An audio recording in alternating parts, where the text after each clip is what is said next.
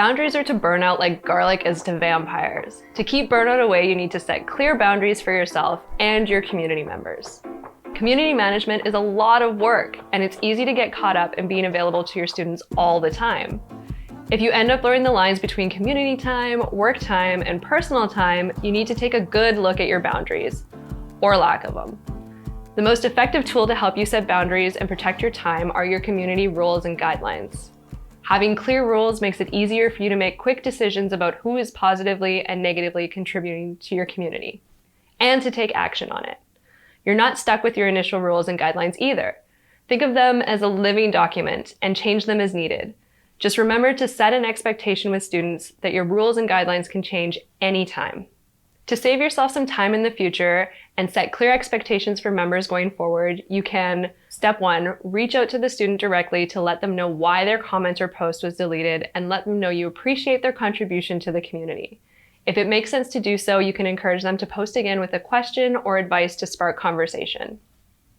Step 2, update your rules and guidelines with something like sharing links to irrelevant resources will be deleted to ensure we stay focused on meaningful learning discussions. Besides how to deal with rule breakers, there are a few other ways you can set boundaries for yourself. First, have dedicated time set aside for moderation. Block 30 minutes to an hour each morning to check in on your community. But try not to spend too much time there on weekends. Only for emergencies is needed. Be clear with your community on when you're most available. And be clear from the start about when you're available and how you'll be in the community, because this helps manage expectations.